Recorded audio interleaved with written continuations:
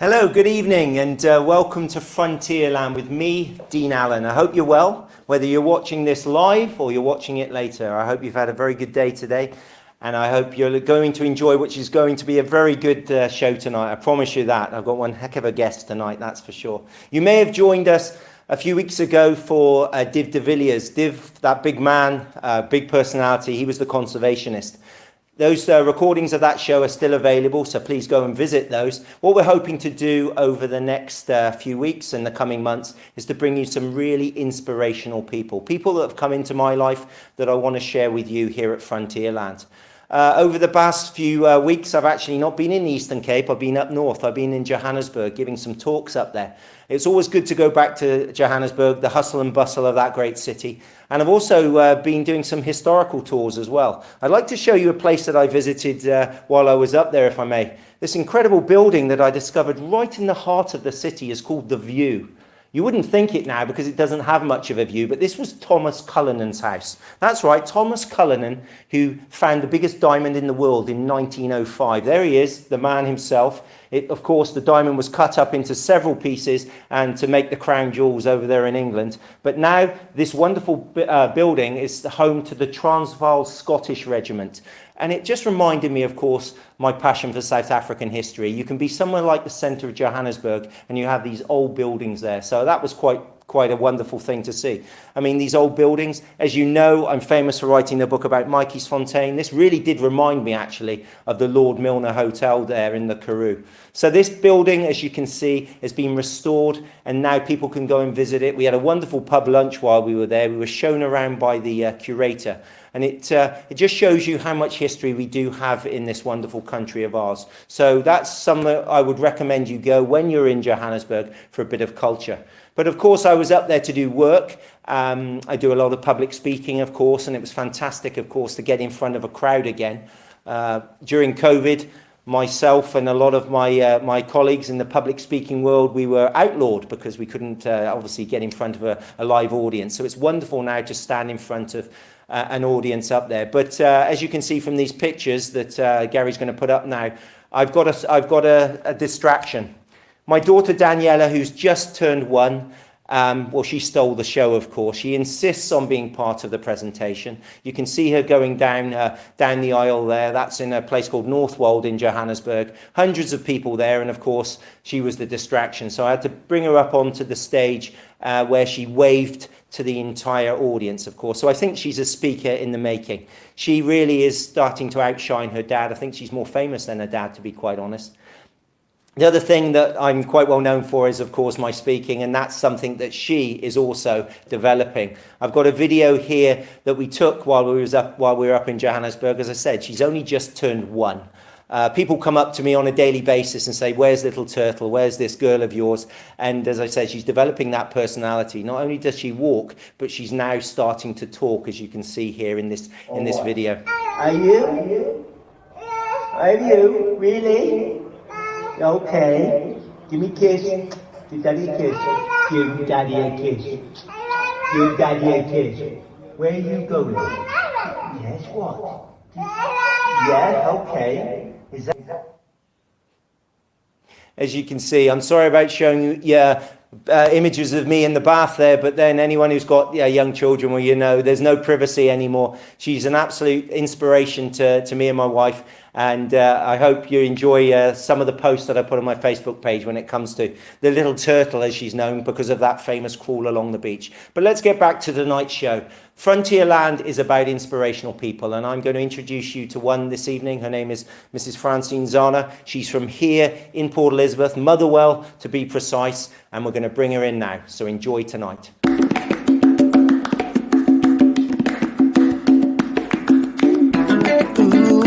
to the show. Now it's your time to shine. We're gonna have a like a chat tonight. Another good time. Here she is, Francine. How you doing? I'm fine, thanks, Dean. How are you? I'm very well, thank you. All the better for seeing you. We've had a few chats today, haven't we? We've enjoyed each other's company. But I'm just inspired by your story. I am inspired. I'm sorry, I keep using that word inspired, but for me, Frontierland's about really bringing people with a story, and you have a great story. Thank you. You're an Eastern Cape lady. Yes. You were born just down the road here. Tell me about that. Tell me about your upbringing and what makes Francine Zana? What makes you tick? Okay, my name is Francine Zana. I was born and raised in Port Elizabeth. In fact, I was born in Kucha. And then me and my family we later moved to Motherwell. So I'm the second child out of 5, second born, but I act like the older one. So, yeah. We were talking about this. You said you were the dominant one in the family. You still are, apparently.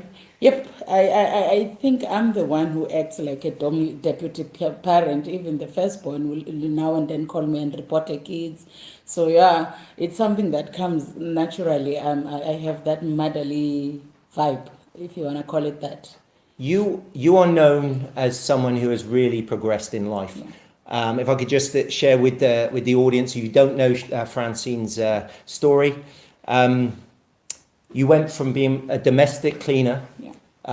You rose through the ranks. You now own your own hospitality company. Mm-hmm. You employ, I believe, 20 permanent staff, 80 or so temporary staff. Mm-hmm. That is an incredible journey, despite the hardships you've experienced, of course, in life. Mm-hmm. But what I find about you is I would love to work for you because you're somebody who shows people, not only tells people what to do, but you show them, you get your hands dirty with them, you lead by inspiration. Yeah. Where did that come from in your early years? I mean, where did that kind of empathy for people? Because that's what you've got. You've got this connection with people. I think at a stage or at the level where I am now, I always try not to forget who I am and where I come from. So, when you have had the longest journey of them all, the toughest of them all, you try by all means not to forget the people that you leave behind. So for me, the fact that I'm still in the location, that is also another motivation because I'm living with these people on a day-to-day basis. So there is no way that I can become something that I was not raised up to be, you know what I mean? So when we're talking, me looking after my staff and team and all of that, it's something that comes naturally from the people that are around me.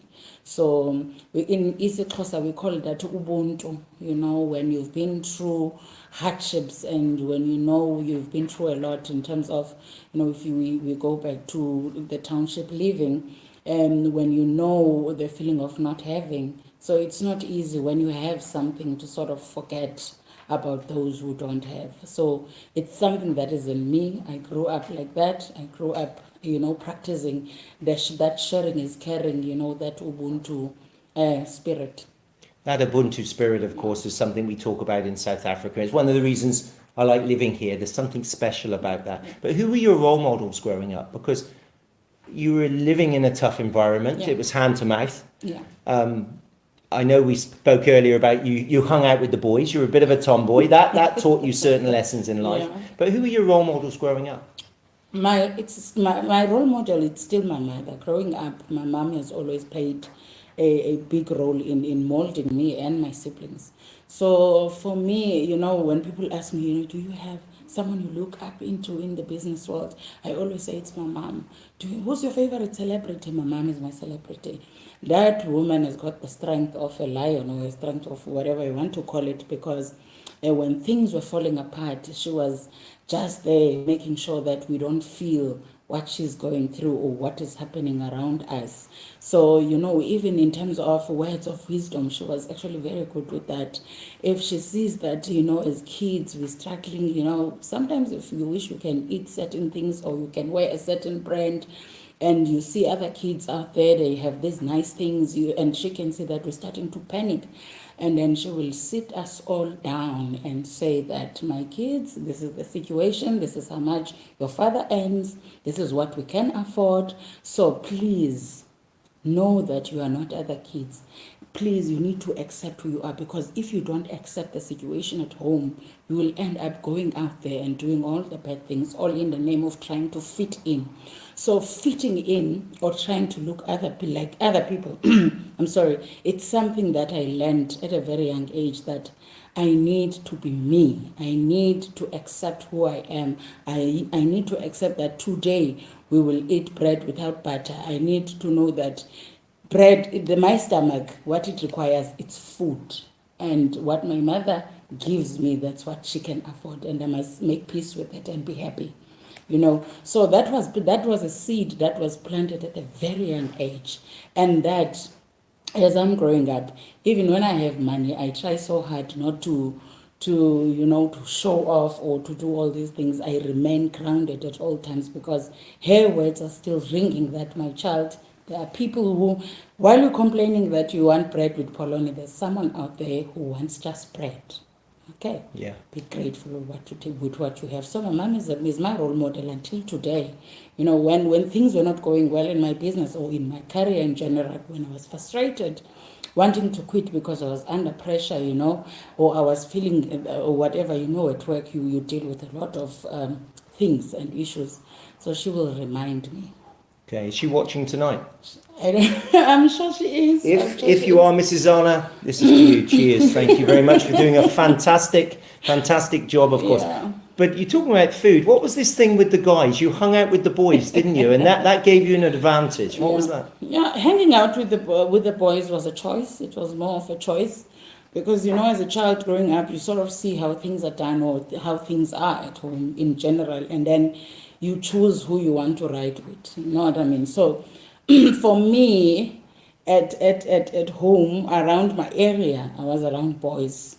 At school, I ended up making that choice. A lot of them, if they are watching, they will know.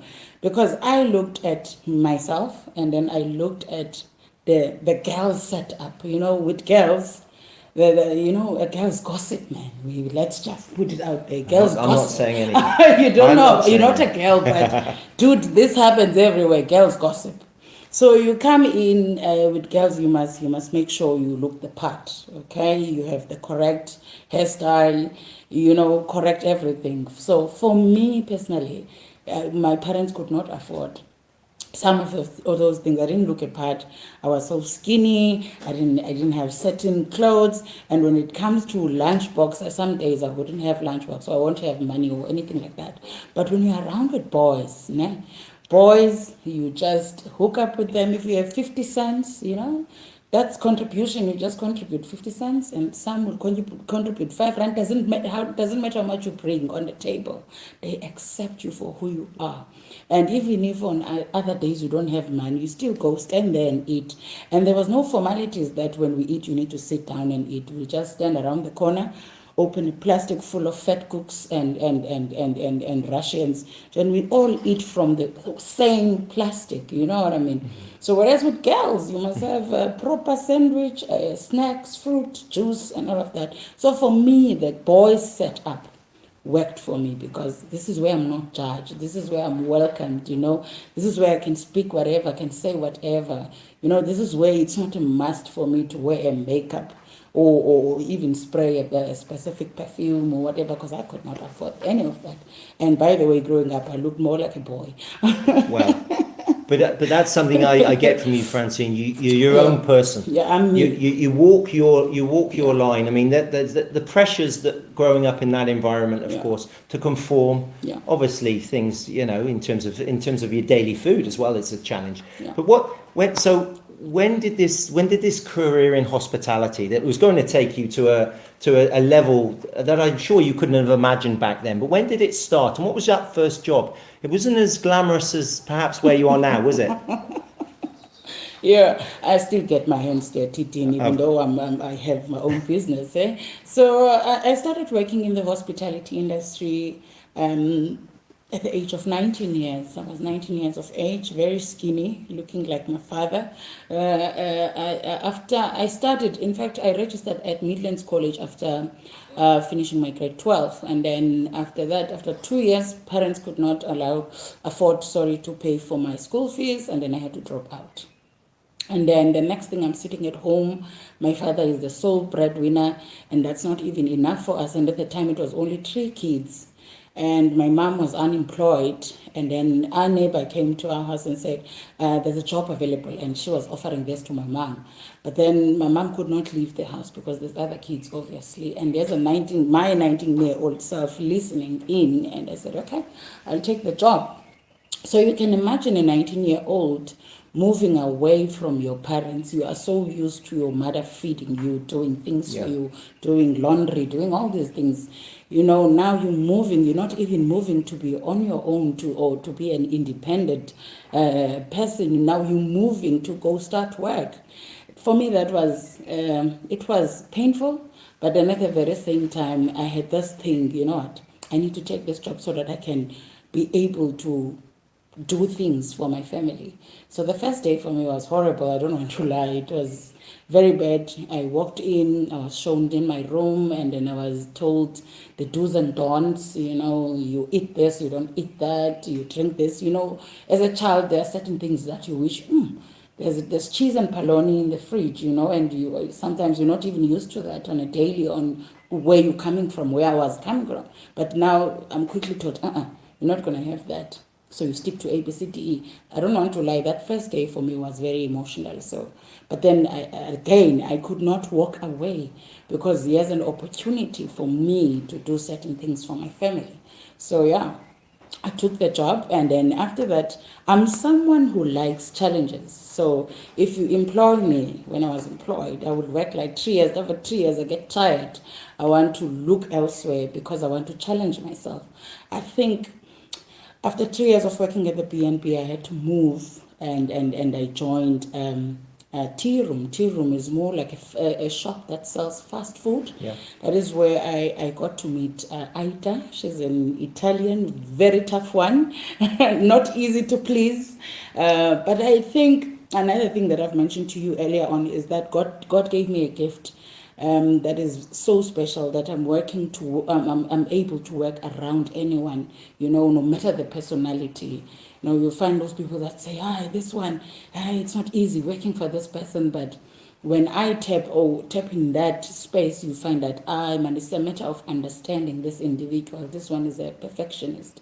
So I worked for her for a couple of years, working at the shop, and she will send me to her house. I need to go and clean her house. It was crazy. Working for Aita was crazy because when it comes to cleaning her bathroom, I had to dust from roll-on to perfumes. She'll tell me, you need to pick up my girl. She used to call me my girl, you need to pick up my things, and you dust one by one, okay? I'm teaching you something. And at that time, I did not understand, but when you work around a certain individual, then you have ways of cutting corners, right? So when they're not around, you just take a feather dust and you just that. When they come back, you say, it's done, worry not, So you build relations in as much as these people are tough around you, but I always had it in me that I'm learning something. That's how I always look at things, that Aita was actually teaching me. She was teaching me a skill of how to cope around someone like her, because life is long. I'll meet another Aita somewhere. Yeah. So after that, I got tired because now I'm busy warming pies and selling fast food, or I go to her house. Then I applied for a job that was from Prestige Cleaning Company. And then my first hotel job, I used to work at the Bishop's Lodge. And that is where I used to service. I didn't tell you this earlier on. And I think it's very important for people to understand that there is more to hotel housekeeping. It's not just cleaning. It's deeper than that. There's a lot of detail that we cover. You come in, open windows, you strip the beds, you change the linen. Month end, you tend the mattress. You need to make sure there's amenities, there's fresh towels. There's a lot. TV channels are working. That's me. Housekeeping checks TVs, okay? So yeah, when I started working there, I got a shock of my life. I was allocated like 12 rooms. I was like, what? Yeah, 12 rooms a day, and that was self-catering units. Meaning now, if Dean decides to cook up a storm, Which I probably wouldn't. so Useless. each unit is about 10 plates, 10 bowls, 10 Yeah. of each and everything. So you walking in one room, everything is a mess. But now I'm allocated 12 a day. Tell me who does that. But we as housekeepers, we do it on a daily basis. And we try to keep up a smile. We try to keep guests happy. That's why I sometimes come across like I get frustrated when people don't respect housekeepers. And I always say, I feel like people really don't understand. Even the word for me, domestic, it gets under my skin. Because, there's professionals who are born through that. It's a professional job, because when we go in there, we use computers in housekeeping, we are there. But people fail to understand that, but I think we need to educate them. We can't blame them. So moving forward, I moved from the Bishop's Lodge, and then I moved to City Lodge, you name these other hotels. And the number increases from 12 to 16 rooms, from 16 to 23 rooms, a day. And you start your shift at about 7 a.m. and you're finishing at about, check-in time at a hotel is 2. By 2, those rooms must be ready. No excuse.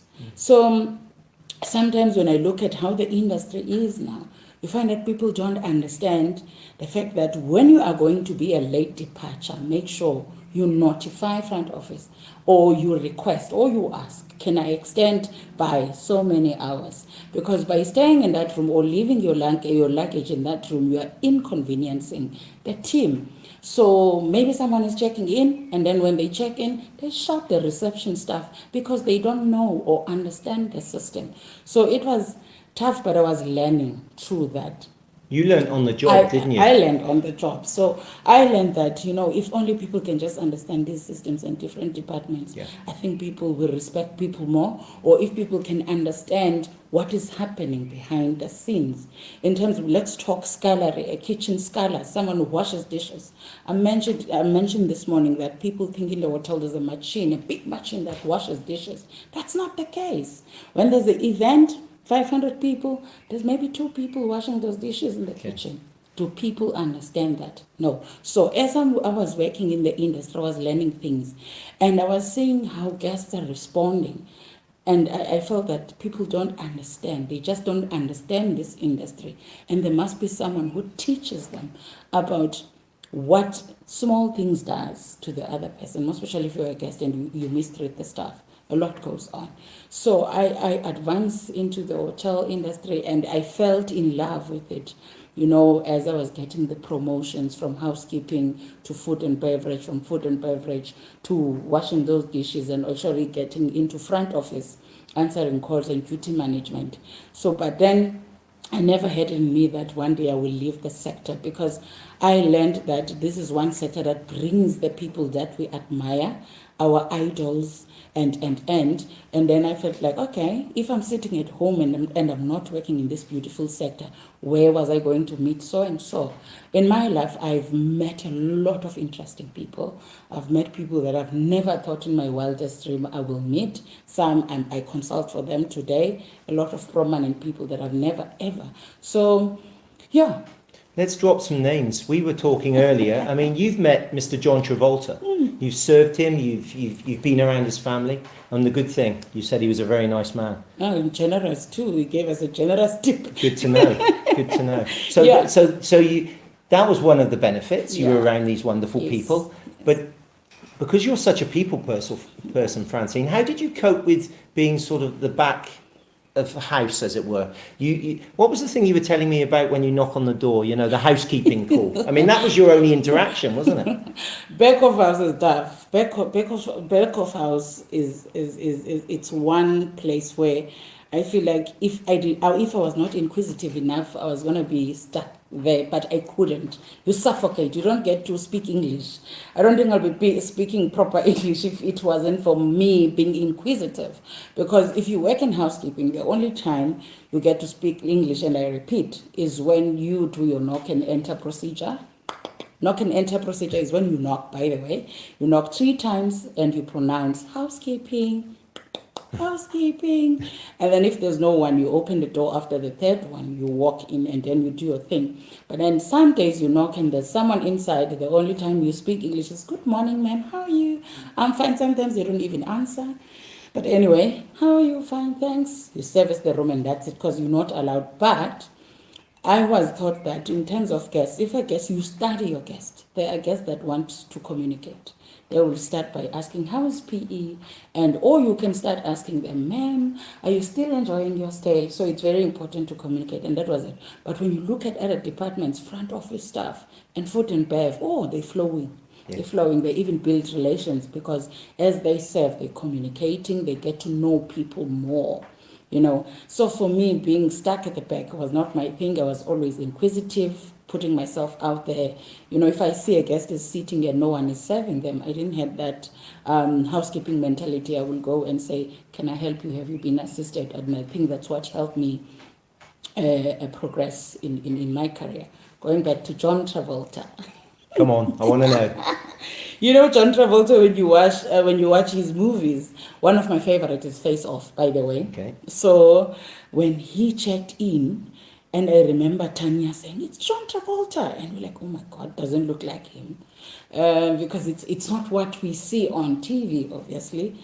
So a very nice guy, big teddy bear, very warm around people, made us feel like human beings, because most of the time guests, they have this tendency of treating us otherwise. But with him, it was different. He was just a humble celebrity. And then we got to experience another nice side of him, the fact that when they will order food, I think it was about 11 or 12 people, and then he will sit with his team, and he will eat from his team off their plates, and the team will also. It was just a nice thing to observe that they are one big family, and this guy has made it in life. He's a celebrity and he's not arrogant or anything like that, but he was quite cool, and he left us a very big tip, which is important, of course. I want to talk about another South African celebrity who made a big impression on you. Yeah. PJ Powers. Yeah. The singer, of course, famous for World in Union, that rugby anthem and things. What happened when she visited? You made an impression on her, didn't you? Yeah. PJ, after I think we're still coming to how I started the company and everything like that. But, as after the blessings from the boss that I can market my company while I was still working, I remember I went to PJ Powers' room, and it was around August, and she was invited to a women event that was going to be held in Motherwell. So I can talk. One thing about me, I can talk. I would never have guessed. So, and part of the skills that as I'm trying to promote, and I would check, what we get something from reception when we have guests checking in. We call it daily movement. So we get the guest names and. So this is what I would do. I will go check who's checking in, and if I see there's any prominent individual, doesn't matter if I started at 6:00 and I'm supposed to go home at 2, I will remain until that guest check in, because I actually want to interact and introduce myself and offer services. Ma'am, do you need any ironing? Do you need that? Plus, there's a benefit. There's a benefit on top of it. You get a tip. So, as with PJ, I think I was on duty officially. So I went to a room to do 10 down, and I already heard from the morning shift that PJ is in the house. So, we've been checking, is she eating dinner? Is she in the room? I actually want to go when she's in the room and sitting alone. So I went to her room, I knocked, and then she said, come in. Oh my goodness. I walked in, and PJ Powers in Xhosa, we call her Uthandeka. She's the darling of the nation, very nice, very sweet person. So, for me, I said, hi Mama, how are you? And she was, cool, I'm fine, thanks. And then I introduced myself. From there, I told her my story, and then she said to me, "You know what? I'm invited here to come and speak at the women's event. So I think we must just swap." I'm like, "Swap?" It's like, "I think you must be the guest speaker, and I'll do the singing." I couldn't believe it. Me, guest speaker, I've never in my entire life, not even at church. Those who go to church with me know I don't even attempt to preach. I don't preach, I just sing. So I said to her, okay. You never turn down any opportunity, No, of right? course. Plus, I was told you never say you don't know. You say yes, and then you go figure out. Yeah. So I said to her, yes, I'll do it. And then we went to Motherwell. I'm from Motherwell. Oh my Lord, how my English was also an issue, I must be honest. So now I can't speak Xhosa, even though the audience is Xhosa, because she must hear what I'm saying. You know Yes. what I mean? So I stood there and I started talking. I was also losing some air, couldn't breathe. You know, when you start talking to a lot of people. But it was such a nice experience, to an extent that after I finished talking, people came to me. They were so inspired on how, you know, at the age of 19, I did not give up on life, and I didn't care who was saying what. Because when you look at the cleaning job, there's a lot of stigma. I remember when I was cleaning at the mall, my peers would walk past me, you know, I'm busy with the sweeper, they are busy shopping, and some people will make, you know, fun of me. But then at the end of the day, like, money is money. Doesn't matter if I'm picking up papers from the street, or I'm sweeping the floor, or I'm cleaning whatever. At the end of the day, come month end, I have money.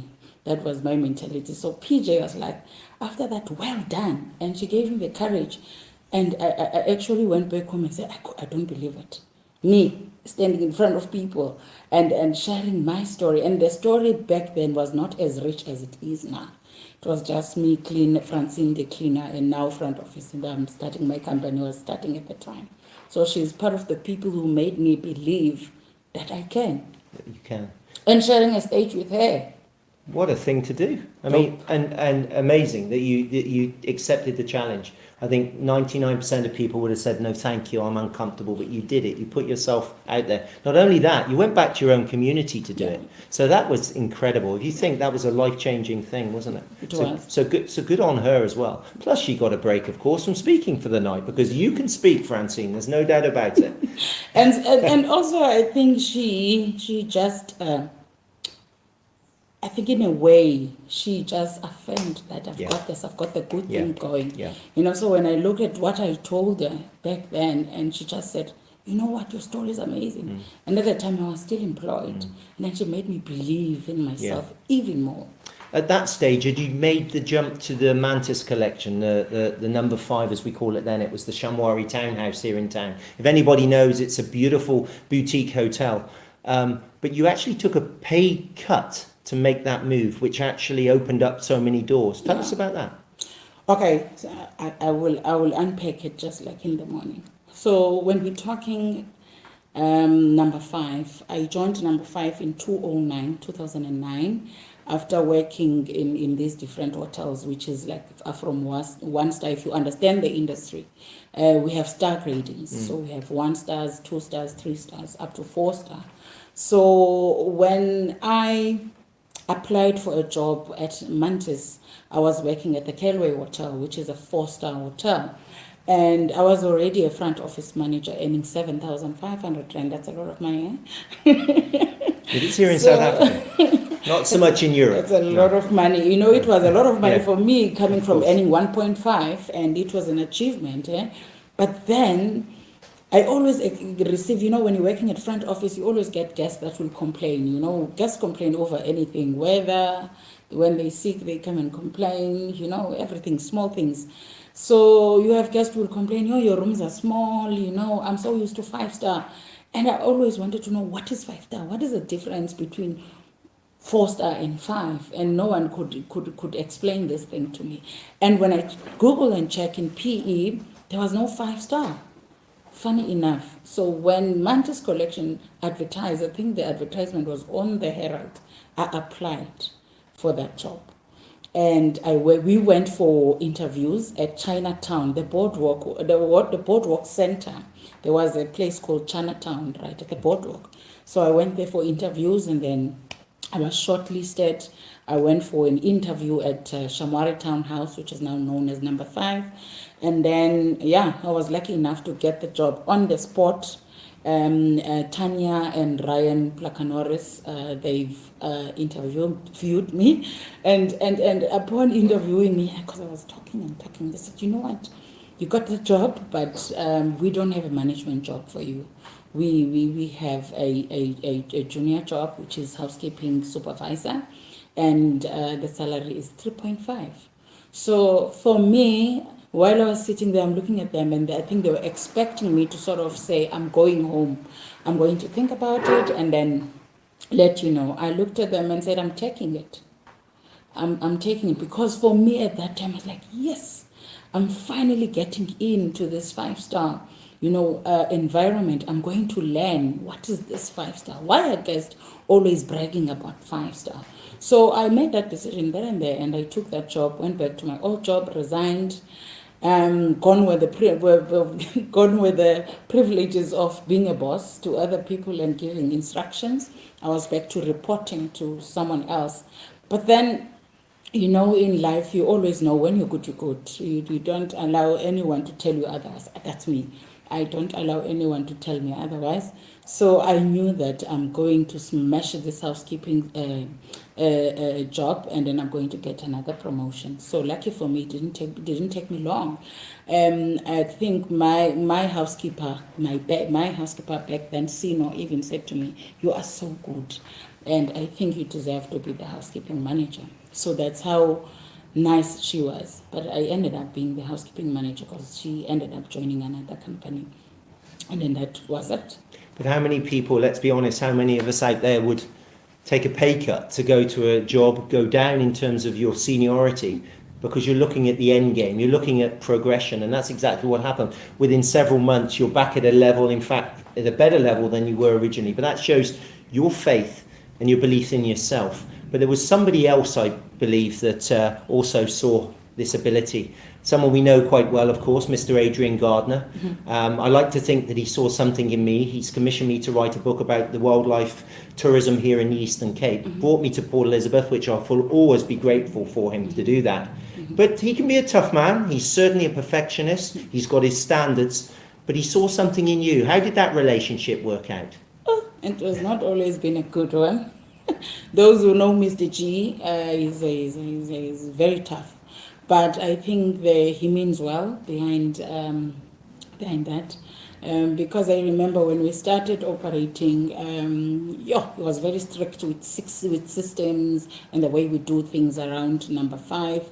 So I think that is where I got the eye for detail, because we were expected to deliver nothing but 5, if not 6, if not 7-star, as per Mr. G. And I remember him very well. When he walks in, everyone just runs away.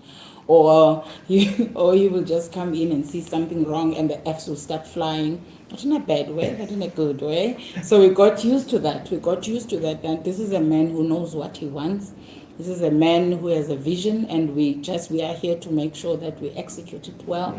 But I think from him we learned a lot. But at the very same time, he had an eye, I think a very fun eye. He knew his staff members very, very well, because it's not just me. There's a lot of us that he has assisted, in terms of growth.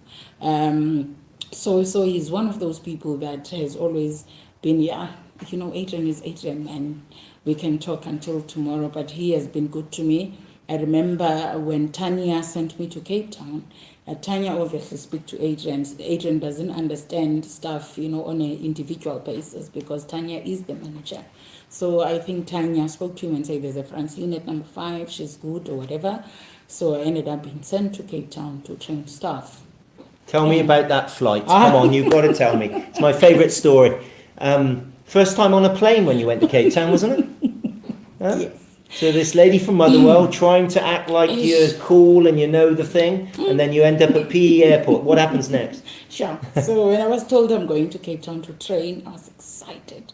And I was told that, Francine, we've booked a flight for you. You'll be staying at Waterfront at the Lower Hill apartment. And I'm like, this is very nice. I was so excited until I went to the airport. I was told you must have your ID, you must carry everything, and. So I went to the airport.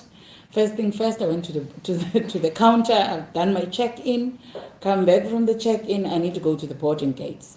So those who know me, I don't drop the ball, eh? And we see in Xhosa, I don't drop the ball. So I went to the airport. I'm following people. I see now boarding gates, but I'm not showing that. I'm confused. But then I bought the plane. And then I didn't know that there's a seat number on the boarding ticket. So first seat on the flight, British Airways, Francine Zana, who is so used to taxis, just sits relaxed. And then here comes a guest. After a few minutes, sorry ma'am, and you know most business class people are very serious. Sorry ma'am, that's my seat. I saw that he's looking at his board, something, a piece of paper. I think he was verifying. Then he saw, sorry, that's my seat. I'm seat number. And then I looked at mine and then I said, oh, okay. And then I started walking, but as I'm walking, I noticed on my piece of paper, which is the boarding pass, that there's actually a seat number. So I found my seat, went there. It was very nice, but at first I was a bit nervous. When I landed, is another thing. When I landed in Cape Town, I don't know the exit, whatever, and I didn't want to ask anyone because this is my moment, okay? Allow me. So I walked around, and I was told someone is going to pick me up. So I saw people carrying boards, and there was my name, Francine Zana. Like, wow, girl. You know, when you've cleaned rooms all your life, and all of a sudden you become a guest.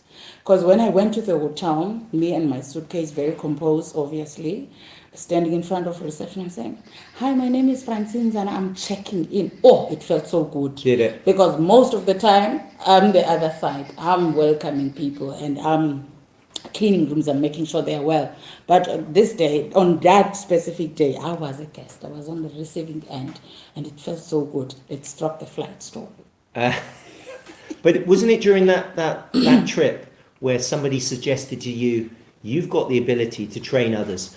And this is the thing for me. You came back with that seed that had been planted. This was your opportunity. You're an entrepreneur. You're a born entrepreneur. I think you're designed to work for yourself and have that freedom. But another entrepreneur in Adrian Gardner also recognized that in you. Yes. And he did something quite remarkable. When you approached him, he actually embraced it, didn't he? Yes. What happened? Yes. So I went to Cape Town, and after I finished with my training, I came back to PE. So, in fact, while I was in Cape Town, I was taking a walk around waterfront, and I met someone, and we started chatting.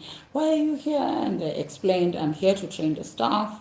And then she asked, are you doing it for yourself? I said, no, my company sent me to train. It's a new property, whatever.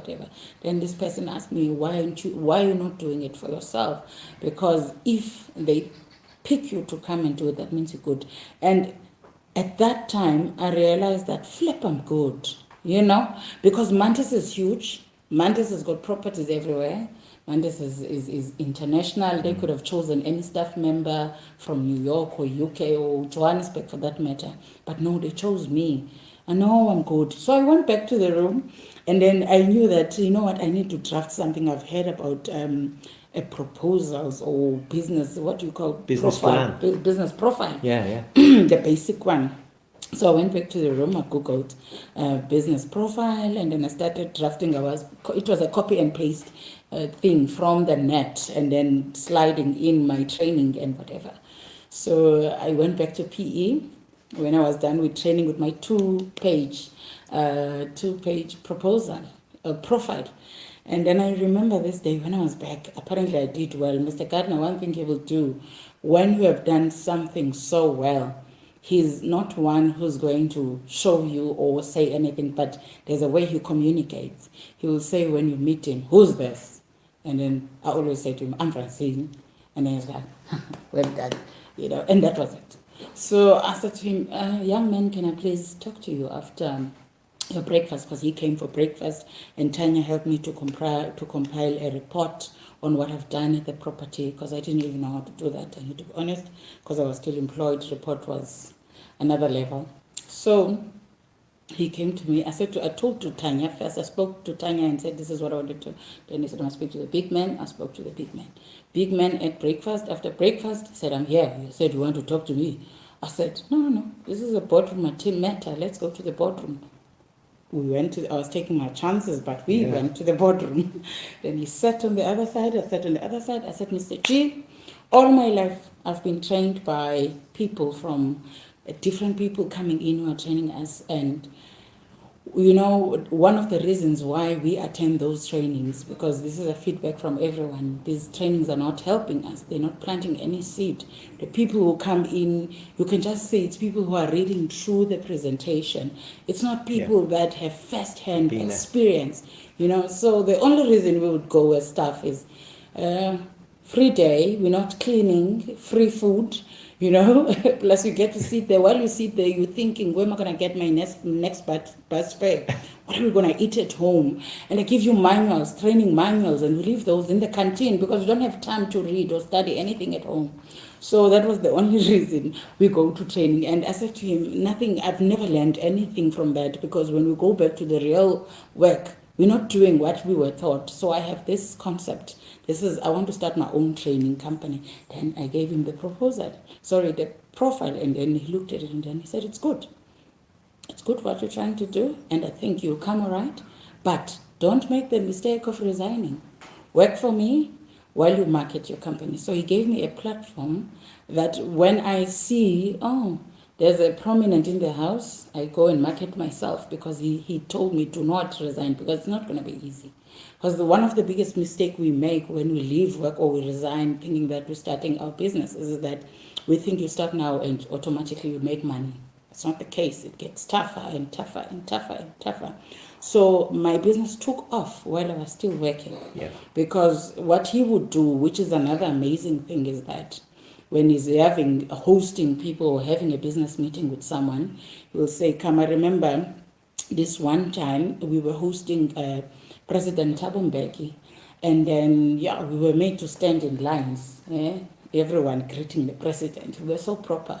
But then he was having breakfast, if it was not lunch, and then after breakfast, he introduced me to Zanele and said, who is Tabo's wife, and Tabo, and said, come, this is Francine.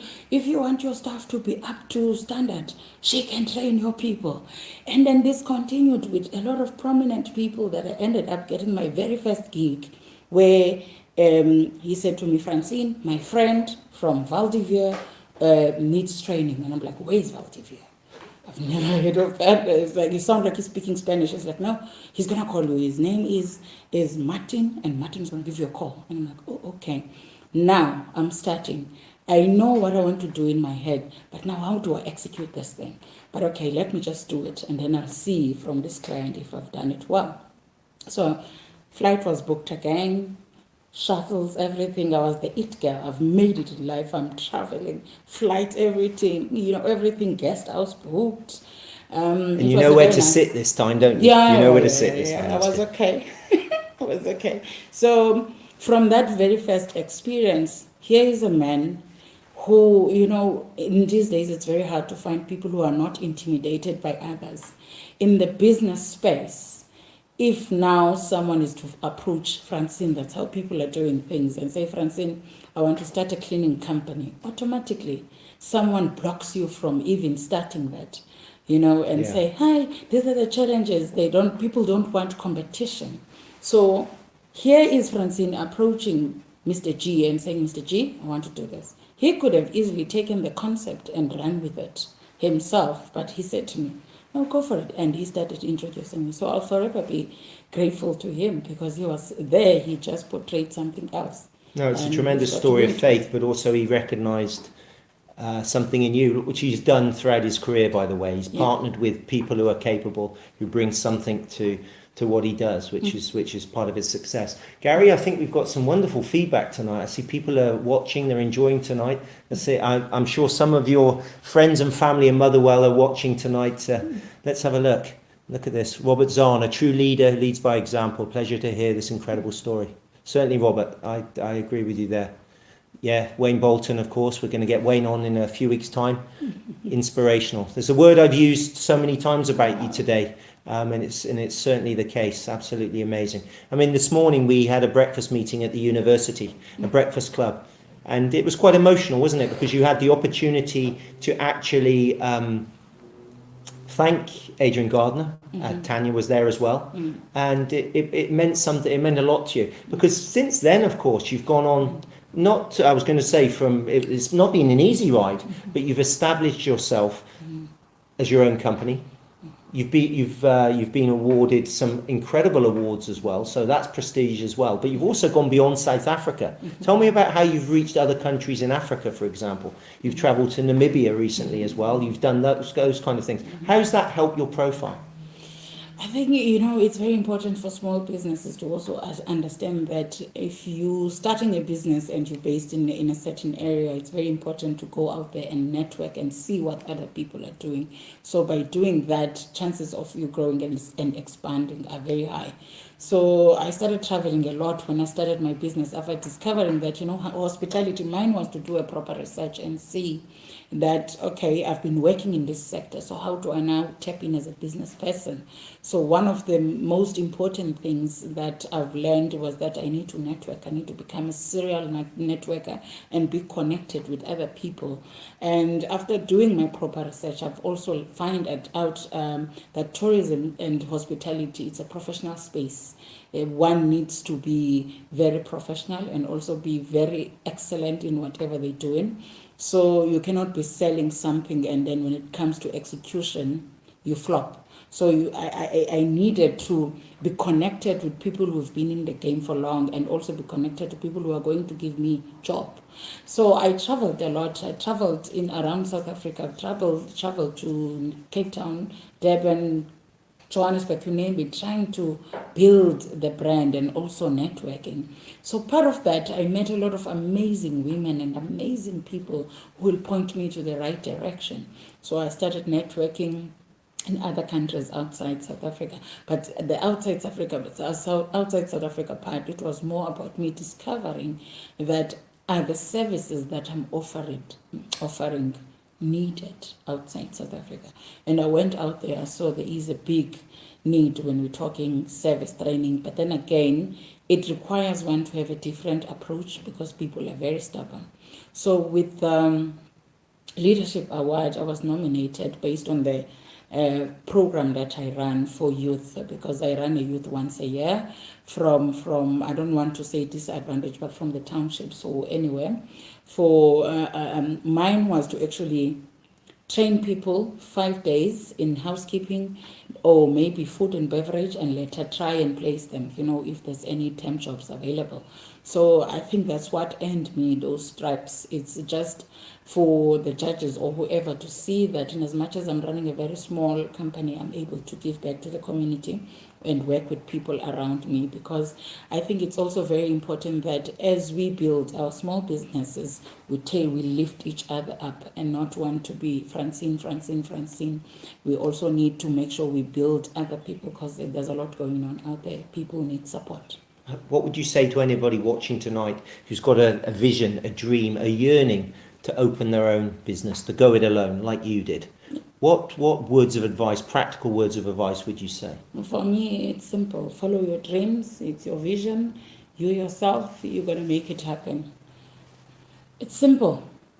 But don't expect overnight success. It's not going to happen overnight. As I've mentioned to you, that I started the company 2012 and I only started making money 2018.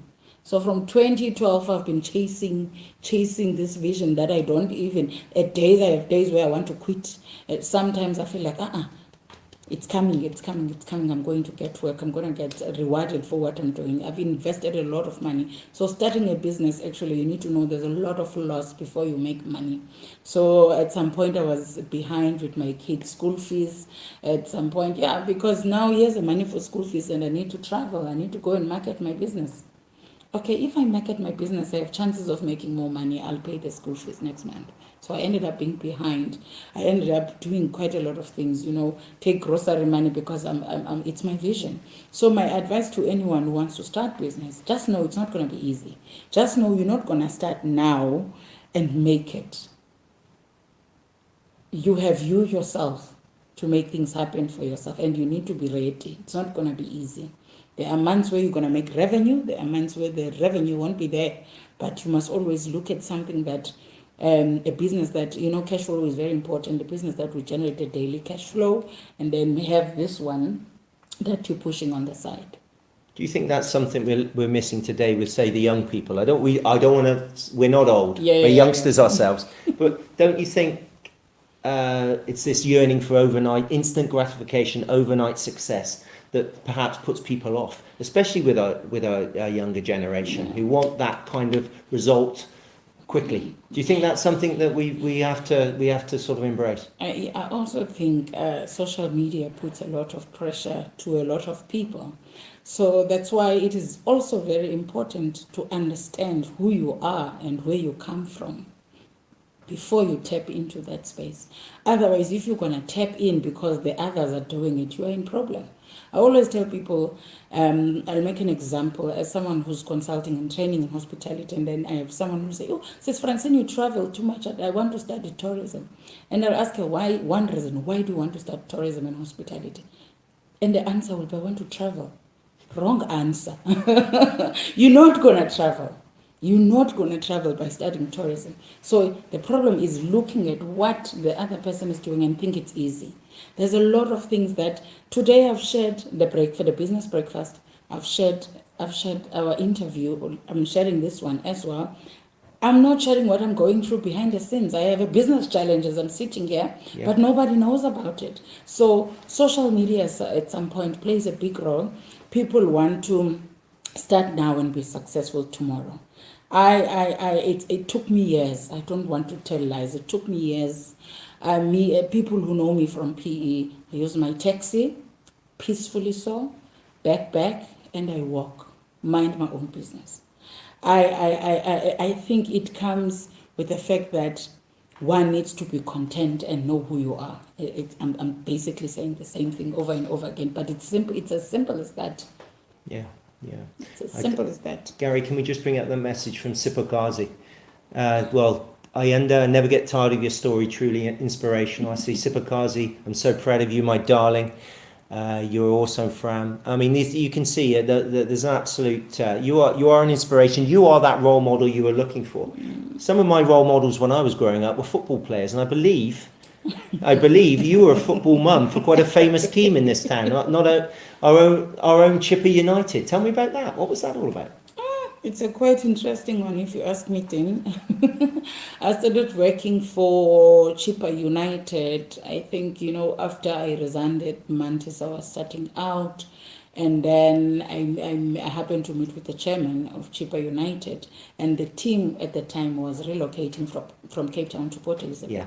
And then he asked me to facilitate. I have this thing that sometimes people just trust me out of nowhere because he didn't know me. And then he just sent money for flights, and I had to assist with booking flights for the team from there. And then he also asked me to facilitate in terms of finding accommodation for players. So that's how I ended up in football, and I was there for 4 seasons. And then, when you start with a company, they extend the scope one step at a time. So it was logistics and hospitality. So it goes back to that thing that I always say, hospitality is a school of life, and it fits in everywhere. Because in football, when I got in, I saw that there's a presidential suite and a business suite. And when I looked at the operations, they were not making sense. So I had to implement some systems that make sense. So I was also responsible for logistics. It was quite interesting.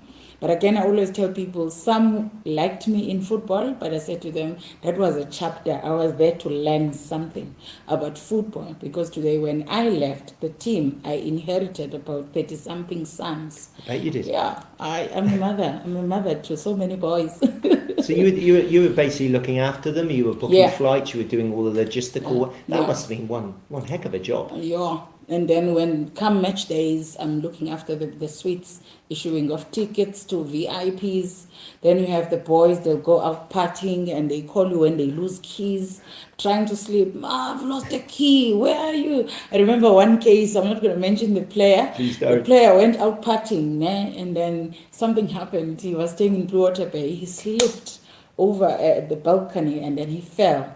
So I was called, Mom, and then I had to run to Livingston Hospital. Apparently, he was there. And when I got there, I just, sometimes when you work with people, you must have a little bit of humor. One of the things that I managed to do with the players was every time when a new player comes, I will sit them down and introduce myself. My name is Francine Zana. I am your mother. I don't care how old you are, but I'm your mother. I'm responsible of it. So you address me as such. So I spoke to him. I said, what happened? He went partying, and then he had too much percentage, and that was it. And then 4. Then he broke his leg. Amazing. So I had to come in and act like a mother and start swearing and asking questions. So I think some of the boys warmed up to that because they leave their homes at a very young age to join football team. You have younger ones, and then you have matured ones, then you have... It's a different and very nice setup. I've learned a lot. But you have learned, and you continue to learn. It's a journey that you're growing every single day. Yep. And people want a piece of that journey. They want to tell this story, and I believe none other than Netflix has approached you. You've been approached by BBC, and I'm sure people watching will say, "Well, where is this? Where it's available?" But you turned them down. Yeah. Why did you do that? I think in life in general, it's. I asked you earlier on, do you have wisdom? I think it's very important to look at some deals, business deals or whatever, and when your gut feeling is telling you you're not ready, you turn it down. I don't look at numbers. I'm one of the people that I look at it. Yes, big money, but what is it in for me? How much are they going to make out of me? I'm not saying Netflix, no? I'm not saying Netflix, just talking in general. Yeah. So I was attending a conference in Johannesburg, and I met their representative, Netflix Africa and BBC. They were so interested listening to my story, but I said, I'm not ready. When the time is right, I'll come back and tell you guys that I'm ready, because I don't understand the industry. I don't understand what it means having people following me and me telling them everything, documenting everything. How much are they going to make? And how much am I going to benefit? Big question. It's not about me getting this one lump sum. How much are they going to make? Because this thing will be playing. So it's more about understanding for me. I need to understand, have someone from that space making me understand. Do I have to shoot this and have the rights, or what is the story? I'm not from that side. I'm from the hospitality sector. So, but when I'm ready, when the time is right. So we will see the movie. Who will play Francine Zana in that movie? My younger sister. Your younger sister? She looks just like me. Okay. I'm joking. And your husband, perhaps John Travolta, you never know. Yeah. But I'm sure he'll be an old toppy. But that time will come when I'm ready. I'll tap into that. But for now, I'm still good. No, you are still building. Good. You are still good. I mean, look at these comments coming through. Great admiration for this brilliant lady, and she is indeed. Taryn, a lovely lady that we work with, a truly phenomenal, uplifting story. Well done, Francine. Thank you. You recognise and create opportunity, and that's exactly it. We've used the word inspiration, but the other thing is opportunity, and I think you've taken your opportunities in life. Yeah. I'm so privileged to have got to know you over the past few weeks. We've got to know each other, and I think we're going to follow each other's journey. Yeah. I think we are, and we'll keep each other in check, which is the main thing. And I hope everybody out there has enjoyed today as much as I have, because this is really good, a feel-good story, but a real story of someone from here, in Port Elizabeth, our Bay, Motherwell, Cocher originally, who is making such a difference to people's lives, and I'd like to thank you for that. Thank you so much. Pleasure. Thank you, everybody. I look forward to seeing you on the next Frontierland. Have a good evening. Thank you.